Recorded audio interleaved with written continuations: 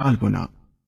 भोले भाले किसान अधिक उत्पादन के लालच में फंसकर रासायनिक खाद व कीटनाशकों का प्रयोग करने लगे। बैलों की जगह ट्रैक्टर से जुताई होने लगी।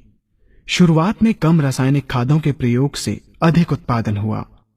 धीरे धीरे रासायनिक खादों के प्रयोग के कारण भूमि की उर्वरा शक्ति क्षीण होने लगी, जिसकी वजह से उत्पादन घटने लगा तथा फसलें कमजोर होने लगी।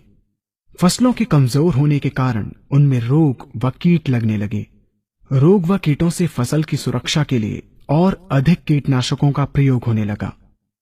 एक तरफ ज्यादा उत्पादन के लिए अधिक रासायनिक खादों का प्रयोग होने लगा, वहीं दूसरी तरफ फसलों को रोग व कीटों से बचाने के लिए अधिक विषाक्त कीटनाशकों का प्रयोग बढ़ गया, जिसके कारण उत्पादन लागत बढ़ी और किसान को लाभ कम होने लगा, बल्कि छोटे किसान कर्ज में डूबने लगे।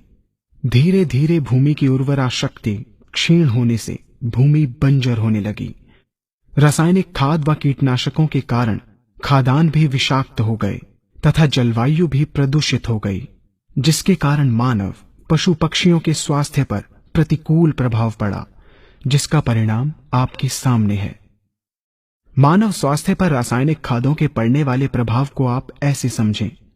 जब किसान फसल में रासायनिक खाद डालता है तो रासायनिक खाद में उपस्थित विषाक्त रसायन जल में घुलकर सबसे पहले जल को प्रदूषित कर भूमि के अंदर उपस्थित केचुए व सूक्ष्म जीवाणुओं को मार देता है। ये बात सभी किसान अच्छी तरह से जानते हैं कि केचुए व अन्य सूक्ष्म जीवाणु भूमि की उर्वरा शक्ति को बढ़ाने के लिए अति आवश्यक होते हैं। विषाक्त रसायन के कारण इनकी मृत्यु हो जाने से भूमि की उर्वरा शक्ति नष्ट हो जाती है तथा भूमि कठोर होकर बंजर होने लगती है। रासायनिक खादों के विषाक्त रसायन पानी के माध्यम से अन्य खनिजों के साथ फसल के अंदर पहुंचकर फसलों को विषाक्त बना देते हैं। बाद में जब खाद्यान्न के रूप में मनुष्य या अन्य पशु इन्हें खाते हैं तो ये विषाक्त रसायन मानव स्वास्थ्य पर बहुत ही बुरा प्रभाव डालते हैं तथा मनुष्य के अंदर तरह तरह के रोग उत्पन्न करते हैं। जब हम जैविक खाद का प्रयोग भूमि पर करते हैं तो जैविक खाद पानी में मिलकर पानी को प्रदूषित नहीं करती।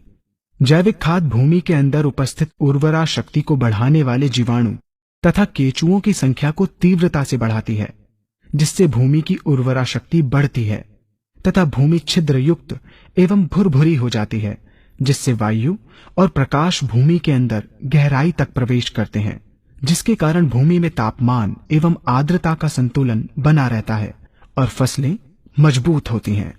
जैविक खाद में विद्यमान तत्व खाद्यान्न के माध्यम से मानव व पशु पक्षियों के शरीर में पहुंचकर स्वास्थ्य लाभ पहुंचाते हैं।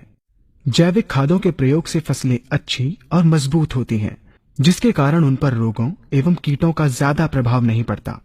यदि किसी प्राकृतिक कारणवश कीटों व रोगों का प्रभाव अगर पड़ता भी है